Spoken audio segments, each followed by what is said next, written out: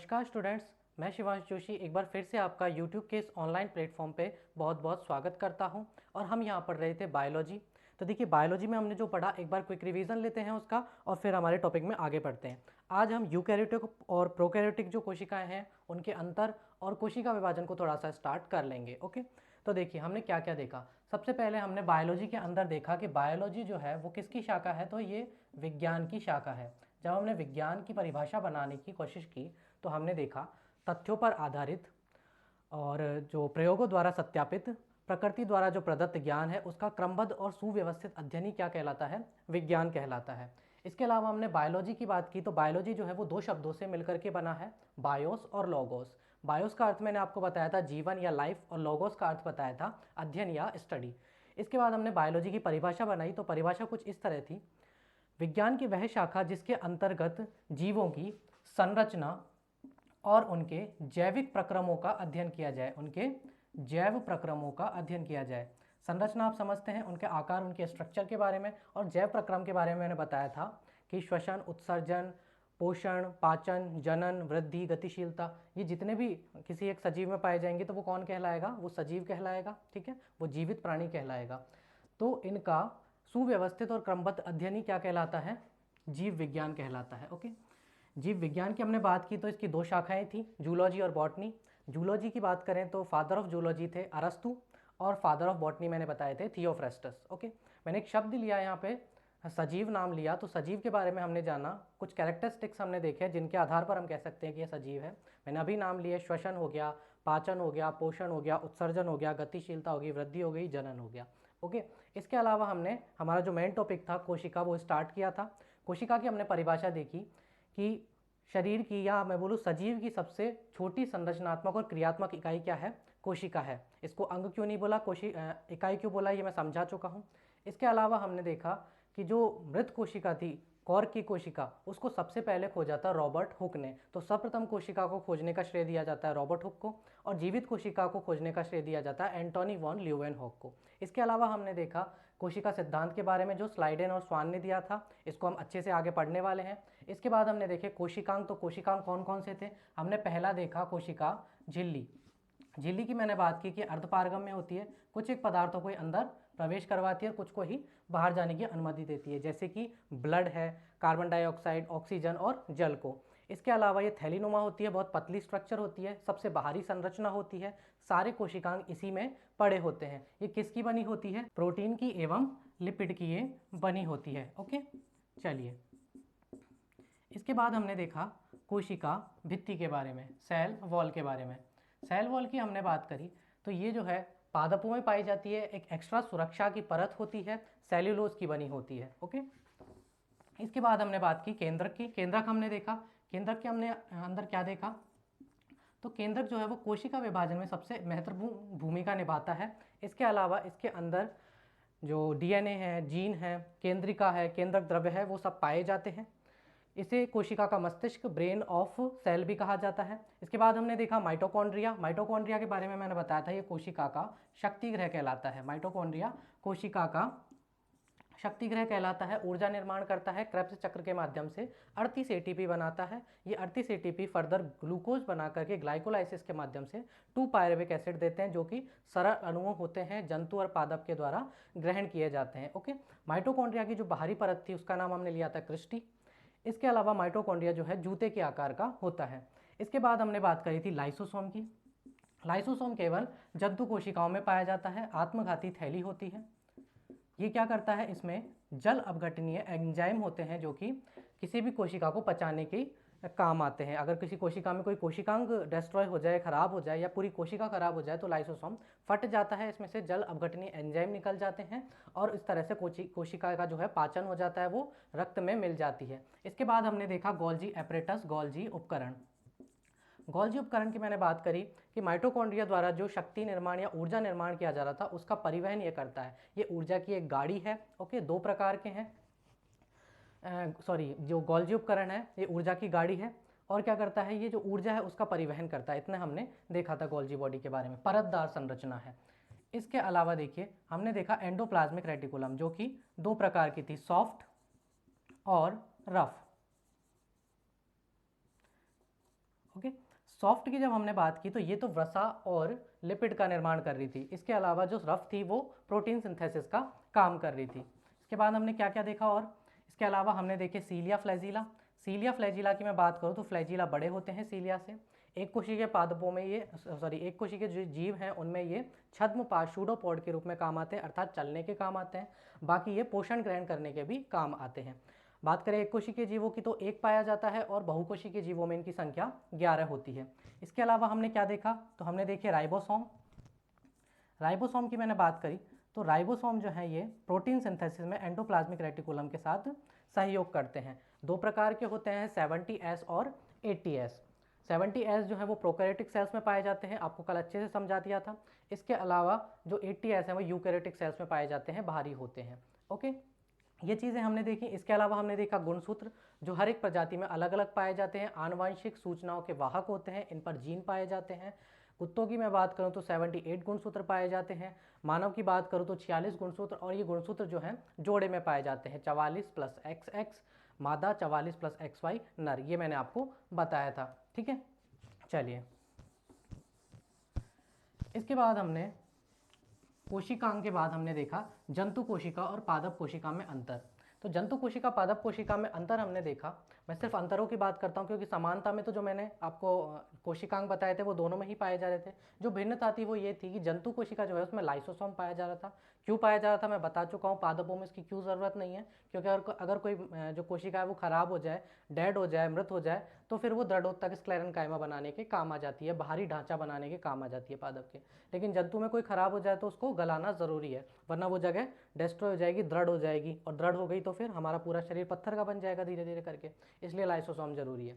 दूसरा मैंने बताया सीलिया और फ्लैजिला, जो एक कोशिकीय जीव जो हैं, एक कोशिकीय जंतु जो हैं, उनके कैरेक्टरिस्टिक फीचर हैं। क्या पादपों में एक कोशिकीय पादप देखे आपने? कभी नहीं देखे होंगे। ओके, इसके अलावा हम पादपों की बात करें तो यहाँ हमने देखा प्लास्टिड लवक पाया जाता है। प्लास्टिड क्या करता है, ये क्योंकि पादप स्वयंपोषी होते हैं, खुद का जो भोजन है वो अपने शरीर में ही निर्माण कर लेते हैं, तो हरित लवक जो है ये क्लोरोप्लास्ट के माध्यम से, ये जो क्लोरोप्लास्ट है ये पर्णहरित के माध्यम से पत्तियों के अंदर प्रकाश संश्लेषण की क्रिया द्वारा भोजन निर्माण करता है। इस वजह से जो हरित लवक है वो पादपों में पाया जाता है। एक क्वेश्चन मैंने आपको पूछा था कि जंतुओं में सबसे बड़ा कोशिकांग अगर आपसे पूछ लिया जाए तो कौन सा है, तो उसका जवाब था केंद्रक, और पादपों में सबसे बड़ा प्लास्टिड। ओके, इसके अलावा हमने बात करी थी कि जो जंतुओं में जो भोजन संग्रहित होता है उसको हम ग्लाइकोजन बोलते हैं, और पादपों में बोलते हैं इसको स्टार्च। इतना हमने देख लिया था। इसके अलावा जो समानता है वो आपको सभी को पता है, जितने भी कोशिकांग मैंने नहीं बोले हैं वो सभी जंतु और पादप कोशिकाओं में पाए जाते हैं। ओके, आज हम बात करने वाले हैं यूकैरियोटिक और प्रोकैरियोटिक जो सेल्स हैं। अच्छा, यूकैरियोटिक प्रोकैरियोटिक सेल्स भी हमने पढ़ ली थी। प्रोकैरियोटिक सेल्स में मैंने आपको बताया था, जो प्रो शब्द है ये यूनानी भाषा का शब्द है, और इसका अर्थ होता है पहले का, पुराना, किसी भी चीज़ से पहले का। किससे पहले का? तो यूकैरियोटिक सेल से पहले का। प्रोकैरियोटिक सेल जो है वो एक कोशिकीय जीवों में पाई जाती हैं। इनका जो आकार है वो 0.1 से 0.5 माइक्रोमीटर होता है।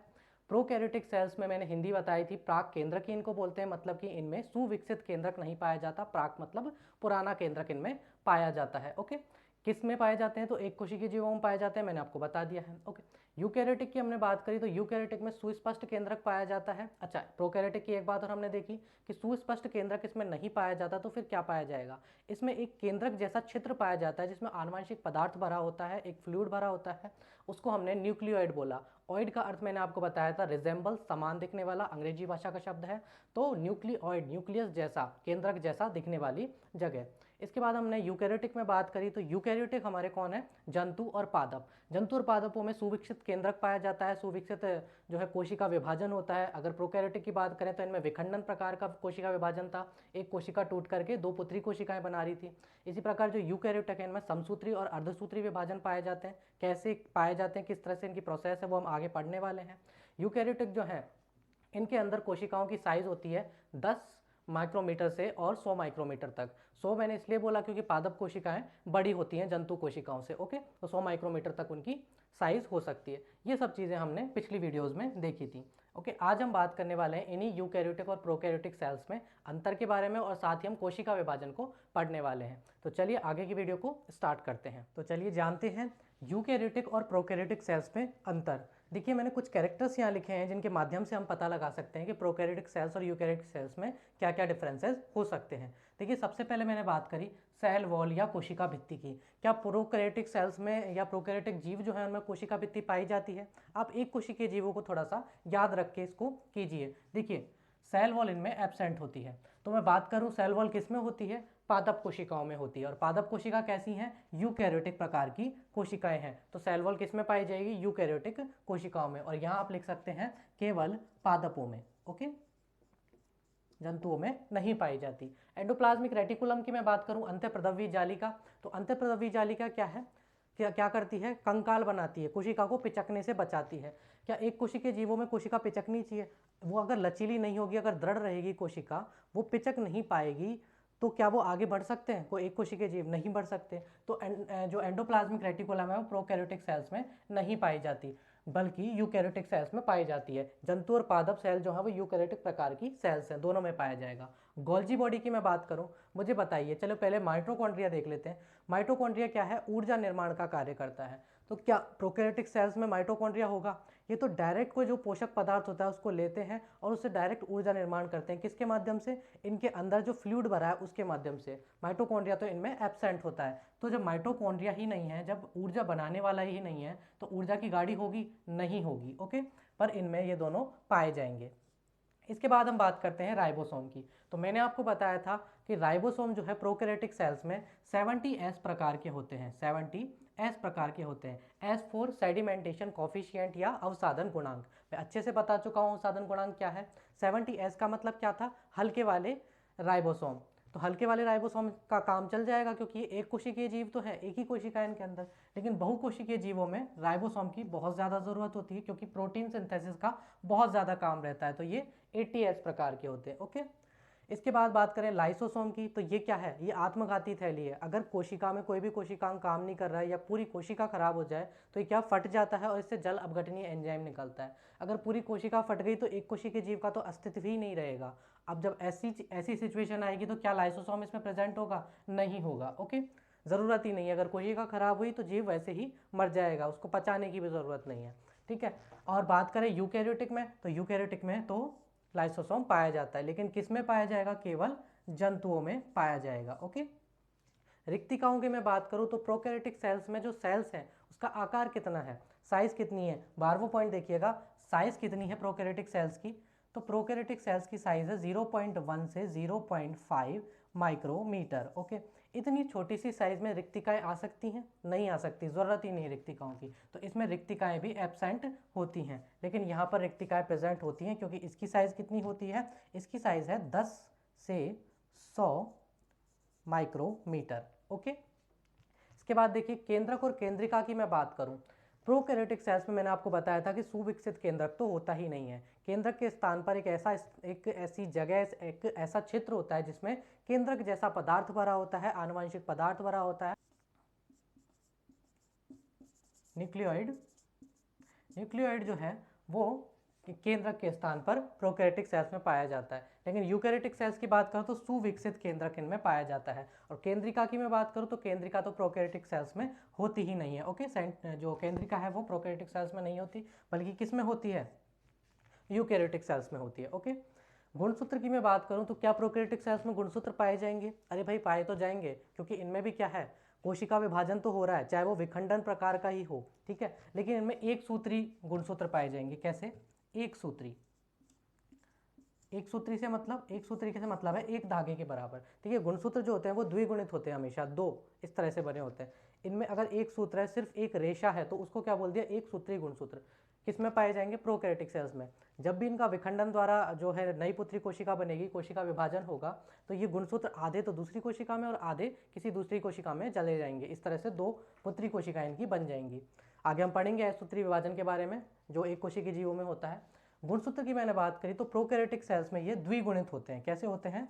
द्विगुणित। ओके, साथ ही इनके ऊपर जीन है ना, जीन तो इन पर भी पाए जाएंगे, क्योंकि एक जैसे इनके समान संतति इनको बनानी है प्रोकैरियोटिक सेल्स को, तो जीन तो पाए जाएंगे। जीन में मैंने आपको साफ साफ बताया था कि जीन जो है वो आनुवंशिक वाहक है, आनुवंशिक सूचनाओं के वाहक है।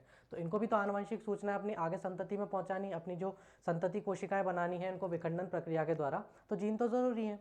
इसके बाद मैंने बात करी सीलिया और फ्लैजिला। देखिए मैं हमेशा एफ इज ग्रेटर देन सी लिखता हूँ, इसका मतलब समझ जाइएगा फ्लैजिला बड़े होते हैं सीलिया से। ओके, फ्लैजिला सीलिया की बात करूँ तो मैंने कहा था एक कोशिकीय जीव जो है उनका करेक्टरिस्टिक्स फीचर यही है, तो ये फ्लैजिला सीलिया तो इनमें पाए जाएंगे। और ये क्या काम करेंगे, एक तो पोषण का काम करेंगे, साथ में ये छद्मपाद या शूडोपोड होते हैं, मतलब इनको चलाने में सहायता करते हैं एक कोशिकीय जीवों को। ओके, फ्लैजिला सीलिया की मैंने यहाँ बात करी, तो क्या ये यूकेरियोटिक सेल्स में पाए जाएंगे? हाँ पाए जाएंगे।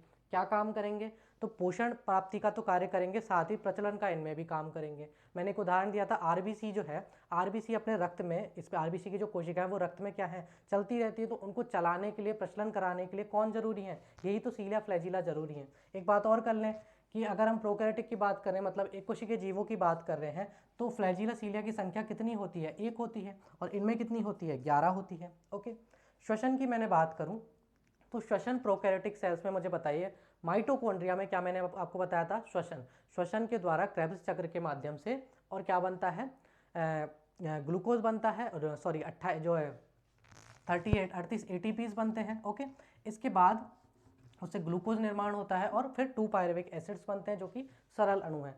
तो ये श्वसन की जो प्रक्रिया वो किस में हो रही है, वो माइटोकॉन्ड्रिया के अंदर हो रही है। ठीक है, सिंपल सी हम बात करते हैं तो कहते हैं फेफड़ों में होती है, ये बात हम कह सकते हैं। लेकिन श्वसन से ऊर्जा प्राप्ति कौन कर रहा है, माइटोकॉन्ड्रिया कर रहा है। तो श्वसन कहाँ पे होगा, माइटोकॉन्ड्रिया में। क्या प्रोकैरियोटिक सेल्स में माइटोकॉन्ड्रिया पाया जा रहा है, नहीं, तो इसमें श्वसन भी माइटोकॉन्ड्रिया के माध्यम से नहीं होगा। तो किसके माध्यम से होगा, ये त्वचा के माध्यम से होगा। त्वचा का मतलब है कोशिका झिल्ली।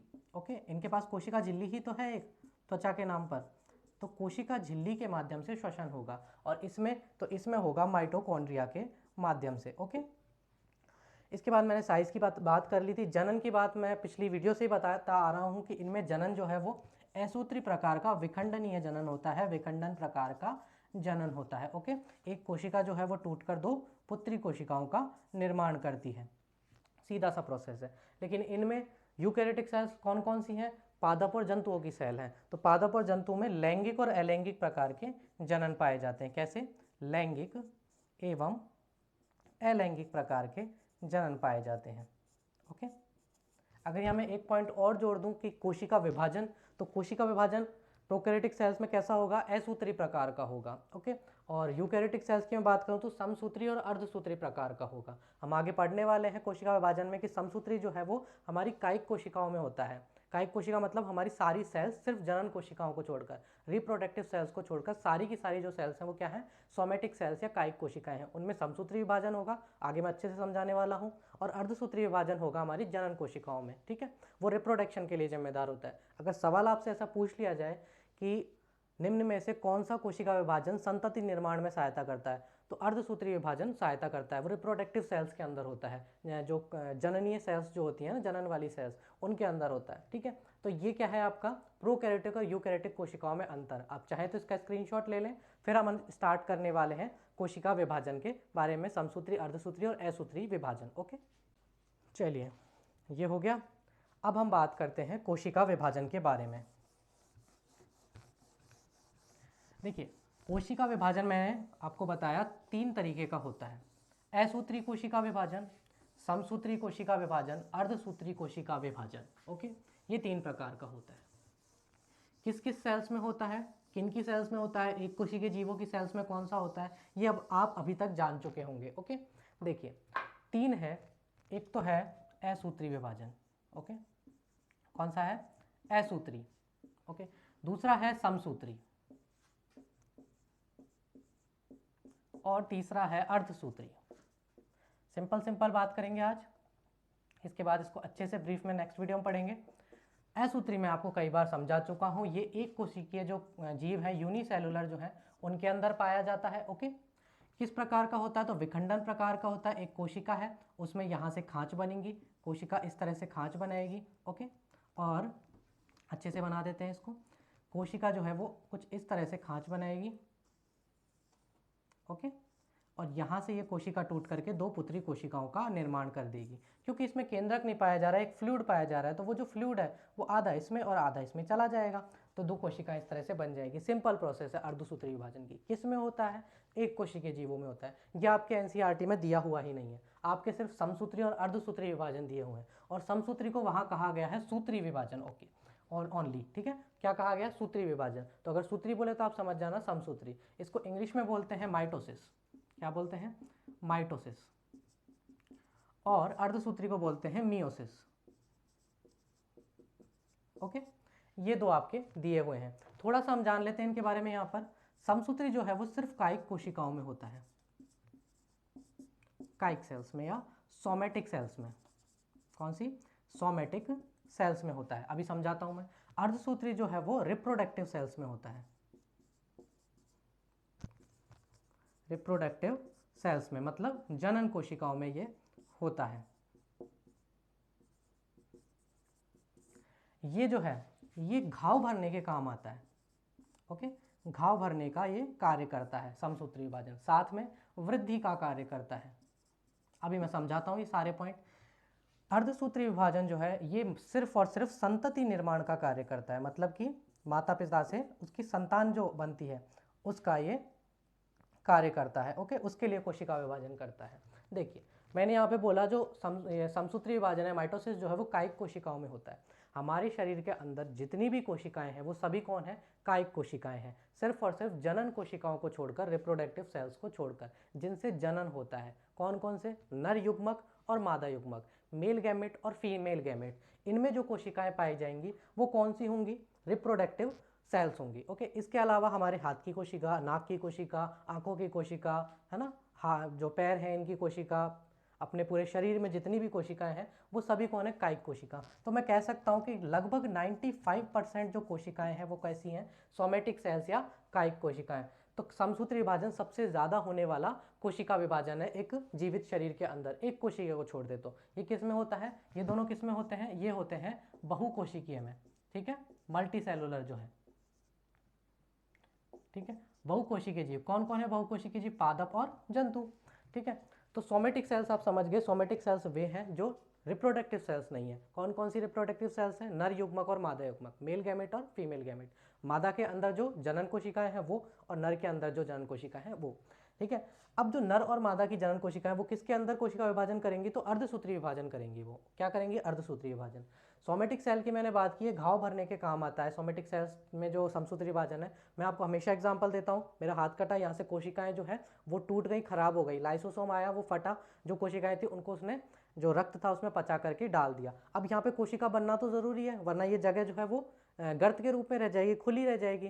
तो तब होता है समसूत्री विभाजन, और समसूत्री विभाजन के बाद एक वापस से ऐसी की ऐसी ही लेयर बन जाती है, ठीक है।